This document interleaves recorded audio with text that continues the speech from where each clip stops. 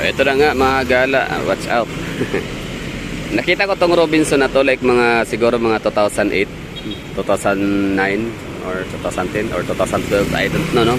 Wala na akong tingnan ba natin yung yung kanyang description. Sige ha, tingnan na natin kasi punta na ako ng Butuan City, CDO, punta ako ng Cebu, pumunta na ako ng Tagum, pumunta na ako ng Iligan, Cotabato, walang Robinson sa Cotabato, Iligan City. So ang dami ko na napuntahan na lugar sa Pilipinas. Talagang ang Robinson napakakalat, napakasikat, napaka frontal niya talaga. Like pansinin niyo, lagi mo nakikita kumbaga pag sinabing mga local malls and shopping malls, talagang Robinsons talaga meron sila kaagad, no. Dito sa Davao, nagtataka ko bakit wala. Hindi pala nagtataka, parang napansin ko lang gano'n, no. Hindi naman ako to the point na nagtaka, no?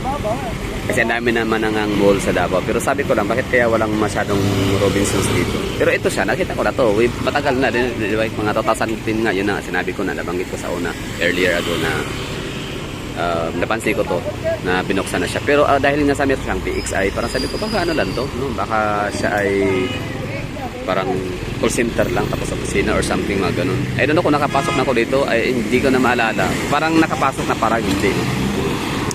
So ngayon, ang lugar pala dito mga hagala sa mga, ang dami mga taga-Davao na hindi alam na may mga mall pala dyan, may mga food court pala dyan, mga food parks, no?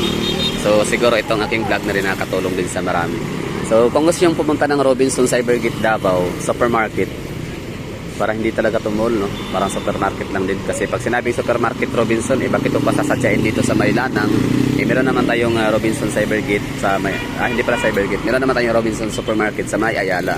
So may nag-comment nga doon, meron akong content doon, nasabi ko parang ang Robinson sa Davao is meron naman tayo. Kasi sabi ba't parang ang daming mall sa Davao pero tila yata walang Robinson.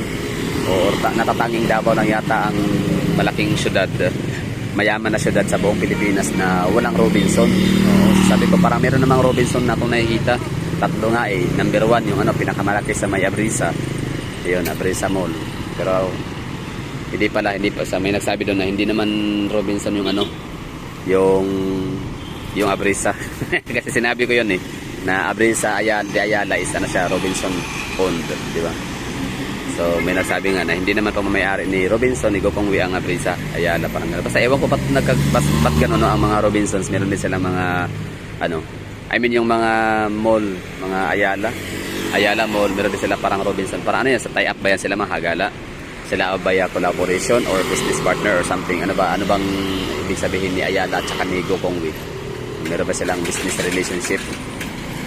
So dito sa Davao, ito yun yung natanging Robinson na wala siyang katabi, hindi siya nakikisama sa isang mall, nakikiapid. Hindi siya nakiki-attach, no. So talagang meron siyang sariling gusali. So I don't know, hindi siya mall, no, kasi kung mall yan, dapat. Ganon ba yun? May elevator. Okay, sorry na mga hagala, ito mga sinasabi ko na naman dito, hindi naman talaga to bisan facts. So parang akin na talaga siya, no. May masabi lang. Parang what comes to mind, parang yan sinasabi ko na lang, spit out ko, pero hindi ko naman sinasabi na yun talaga ito to. So ngayon, basahin na lang natin dito sa description kung ano meron kay Robinson. Itong Robinson Cybergate Davao. Ang alam ko, meron ako nakitang Robinson Cybergate na napakalaki doon sa may Mandaluyong, Show Boulevard.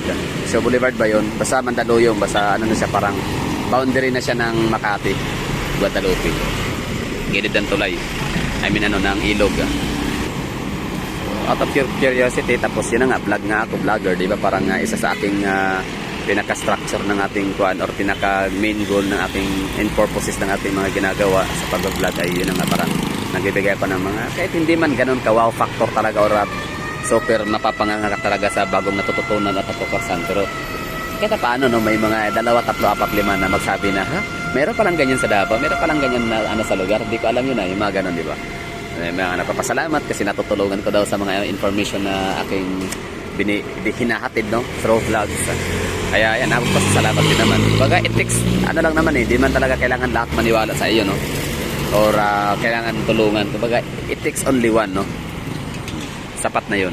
So yun, hindi siya hindi siya Wikipedia, pero sige, tinilan natin to, tsagaan natin to. Ito yung information na nakita natin dito So dito sa Davao, tatlo yung Robinson Cybergate, Robinson Delta, yung sa may Palm Drive ba, Bahada, harap na halos ng Sogo. So ano siya, mga call center agent din yun doon, mga call center agent, BPO, no? So ano, di ko alam ang ano, Robinson Cybergate Delta sa may harap ng Palm Drive, mga Hagala. Please let me know in the comment box kung yan ba ay shopping mall talaga. Binag ko na yan pero di ko pinasok kasi parang hindi naman talaga siya mall, no? Ano ba yun? Hindi naman siya tindahan, hindi siya supermarket. Basta parang opisina siya ng mga ano, ng mga BPO, kaya siguro sa tinawag na Delta. I don't know. So ito naman Robinson Cybergate. So ano ba ibig sabihin ng Cybergate? Kasi ang Cybergate parang from the word cyber, di ba? Parang cyberbullying. Ano ba? Cyber 6, di ba? Mga ganon. Basta cyber, pag we say cyber, parang computer, internet, online, and technology, parang gano'n, no? So, Cybergate, Davao. So, one time, since nga dahil sa trabaho ko, so, delivery, and mayroon akong deliver doon sa may Cybergate, Robinson, sa, Mandaluyong, no? Show, Boulevard ba yan? I don't know, basta Mandaluyong. Yun na nga, sabi ko na malapit sa, Ilo, papuntang, Guadalupe na siya, Makati. So, ang ganda ng, nung Cybergate Robinson na yun, kasi, ang laki, ang taas, tapos may shopping mall. Basta nakabili ako doon ng sapatos. Nabili ako ng World Balance, yung sapatos daw, sabi pa nila sapatos ang mga mahihirap. World Balance. Anyway, naka-sale yun, 700. Di ko makalimutan yun. 700 lang yung bili ko sa sapatos na high-cut yung design. Tapos okay, balik tayo doon sa kanyang yung parang mga call center agent. So yung kasi yun corporate offices yan eh. So diniliberihan ko siya sa opisina, tapos yung kanyang yung produkto nga in-order niya online. Tapos ngayon, nasabi ko, ito pala yung itsura ng itong gusali na to, napakahaba. So yun na nga, para siya, partition mga BPO. High-tech nga talaga ng natatingan. Anyway, sa Robinson Cybergate, so ito yung pinagtsagaan natin na information dito, nakuha natin sa Google. Hindi siya Wikipedia. At wala tayong makukuha about. Sige, ito na tayo about, paano ba to kunin yung kanyang information. Para meron tayong idea kung kailan siya nagsimula, di ba? Wala nakalagay, mga Hagala. So parang failure tayo for this video sa description. Okay, ito na may nakalagay. Robinson Cybergate Davao is the city's favorite neighborhood shopping center. This two-level community mall perfectly matches Davaoenos' flair for diversity and active lifestyle. Located along GP Laurel Avenue, this Robinson's Land Corporation's first commercial center in the Mindanao region of this format. Nestled under one roof and are Robinson's retail giants, Robinson Supermarket and Handyman. So pag sinabi nga Handyman pala, automatic Robinson yan. Do it best. Several restaurants and food outlets, retail and specialty stores and commercial spaces allotted for BPO, call centers, medical clinics and other offices. Robinson Cybergate Davao also features an annex building which offers alfresco strip dining for customers and guests who would like to feast, unwind. Per IATF, LGO, blah blah blah, no? So wala siya nakalagay dito kung kailan siya binuksan, no? Kung kailan siya nag-start. Wala rin date itong tiningnan na information sa Google, no? Kung kailan siya ni-report, kailan siya sinulat. Wala, So, yun lang mga Hagala, let me know paano ba hanapin, no? Ako kasi ang mga mahanap ko na talaga sa mga Wikipedia sa Google itong mga cities and municipalities lang, no? So pag mga ito siguro mga information hindi na masyadong sinusulat sa Wikipedia. Ano sa tingin nyo? So ganoon na lang, no? Magre-rely ako sa inyo ng mga viewers dyan, mga listeners and mga soking tagapakinig at taga-suporta. Baka may nalalaman kayo, di ba? Marami naman kasing source of information. So yun na nga, Google, Internet, tapos sa mga tao, local, sa mga professionals, sa mga expert at kung saan-saan pa, no? Sa mga tambay, mga chismos at marites. So kaya nga kapag nagtatanong tayo, kailangan natin ng magsik ng first opinion, second opinion, third opinion, fourth opinion, no? So magkaroon tayo ng 1, 2, 3, 4, 5 bago maniwala. Basta kumaga, tingnan natin yung pinaka-consistent na sagot. So yun na yung tama at totoo. Pinaka-the best na sagot na nakuha natin. Okay, so ang next ating vlog nito mga Hagala is tingnan natin kung ano meron sa loob. Tingnan natin kung ano yung mga pagkain na sinasabi, yung mga dito, mga fine dining, hindi pala fine dining restaurant. Tingnan natin yung mga pagkainan dyan, no? Yung sinasabi dito na may mga cafe, tapos may alfresco area pa daw, no? So tingnan natin yung alfresco.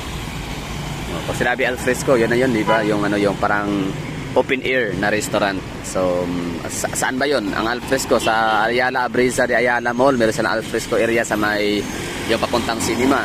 sa SM Lanang Premier or SM Lanang na lang, no? Wag na, sanayan na natin sarili natin na magsalitang walang Premier. SM Lanang na lang. So meron silang alfresco area naman sa may doon sa may papuntang fountain harap, tapos doon naman sa kabila ay yung sa may sky deck, di ba, view deck ba, o basta sky park, mga ganun. So alfresco, may mga dining area. So yun na yung tinatawag na alfresco. So sa Gaisano Mall naman, meron din silang alfresco doon sa may The Peak, no? Yan yung park, pinaka 5th floor, 6th floor, may mga coffee shops, etc.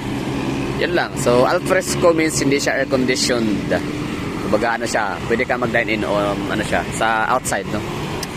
Sa establishment. I mean, nasa within establishment pa rin siya, pero alfresco nga. Basta yun, open air. Maraming salamat sa mga nanonood ulit, no? So pasukin na natin. Pasukin talaga, no?